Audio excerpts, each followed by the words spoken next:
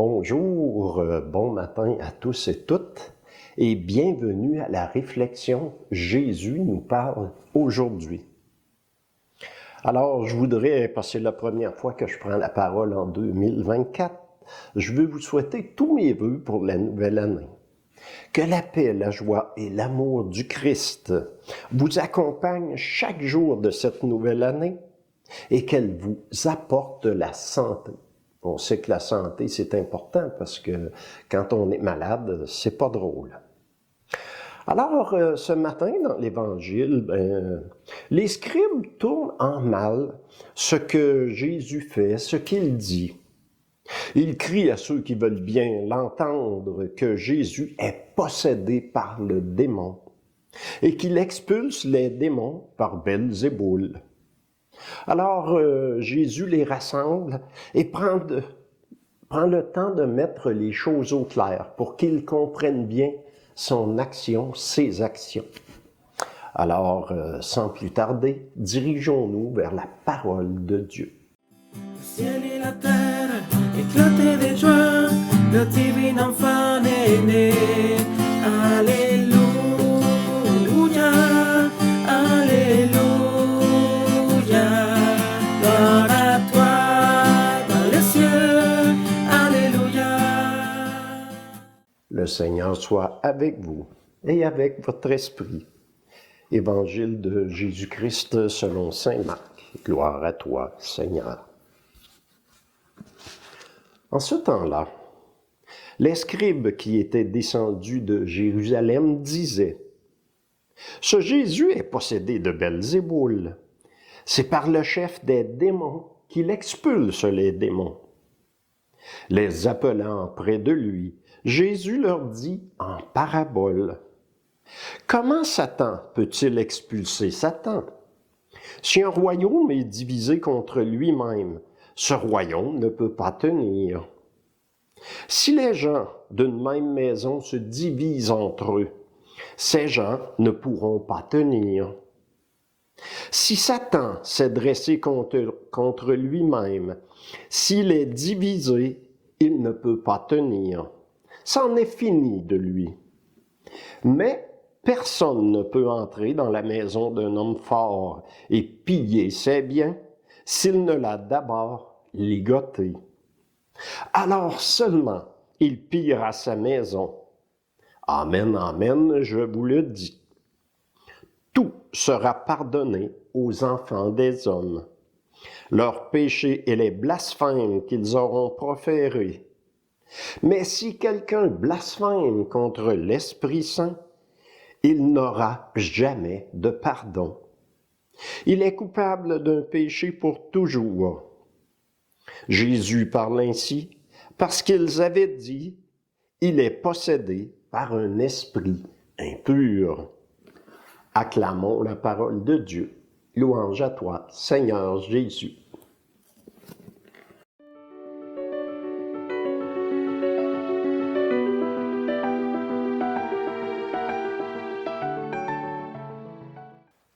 Alors Jésus leur demande de se rapprocher de lui. Il prend la parole et explique aux scribes qu'ils se trompent dans leur déclaration. Il démontre simplement l'inutilité de la déclaration. Une telle division au sein de Satan ne peut avoir lieu. Elle entraînerait la ruine de Satan. Un homme plus fort pourrait entrer dans la maison de Satan, le ligoter et piller sa maison. Jésus explique ce qu'une telle déclaration implique. Ils sont incapables de voir le bien que Jésus fait autour de lui, les guérisons. Ils ne voient que le mal où s'exerce le bien et celui qui fait le bien. Leur jugement est corrompu, est faussé. La parole de Jésus sur l'Esprit Saint m'interroge.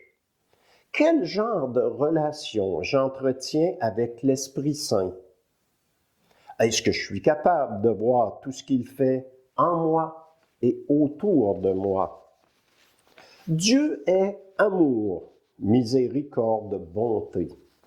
Donc, l'Esprit Saint réalise des œuvres d'amour, de miséricorde, de bonté. C'est un don de Dieu pour nous aider à cheminer dans notre monde. Ne pas reconnaître ses actions en nous et autour de nous, c'est mal le connaître. Faites confiance à l'Esprit Saint. Il œuvre pour notre bien et celui des autres. Demandons-lui de faire grandir notre foi pour reconnaître ses œuvres. Voici la bonne nouvelle de la parole que nous avons entendue. Jésus est plus fort que Satan. Il n'y a qu'un seul Dieu, et c'est le bon Dieu, un Dieu du bien. Satan n'est pas le Dieu du mal, il n'est pas un Dieu.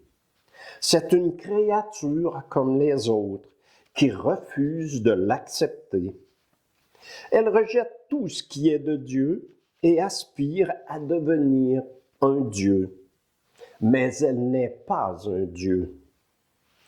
Dans notre profession de foi, nous proclamons « Je crois en un seul Dieu, le Père Tout-Puissant ».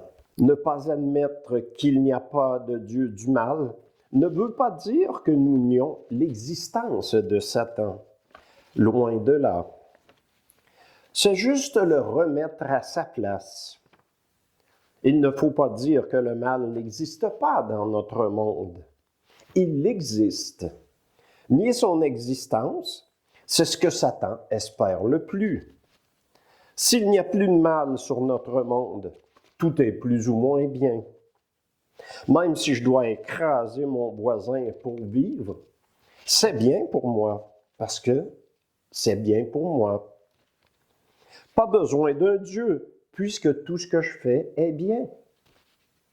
C'est très exactement ce que désire Satan. Il fait tout pour que nous oublions Dieu et imaginer que nous sommes capables de nous passer de lui. Ce matin, Jésus nous redit qu'il est plus fort que le mal. Il est Dieu et il expulse les démons. Même la mort n'a pu le retenir. Avec Jésus, nous sommes victorieux sur le mal et sur la mort. La mort et le mal sont vaincus. Ce que Dieu désire le plus pour chacune d'entre nous, c'est notre bien.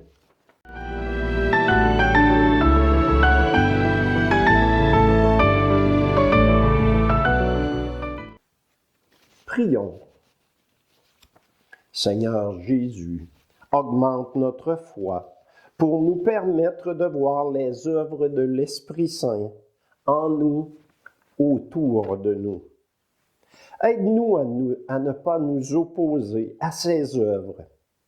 Chasse le mal de notre monde. Aide tes sœurs et frères à prendre position pour le bien en tout temps, en toute situation. Donne-nous la force de nous opposer au mal, de le dénoncer pour faire de notre monde un monde meilleur. Jésus, avec toi, tout est possible. Jésus, je t'aime. Amen. Alors, je vous souhaite une bonne journée et que Dieu Tout-Puissant vous bénisse, le Père, le Fils et le Saint-Esprit. Amen.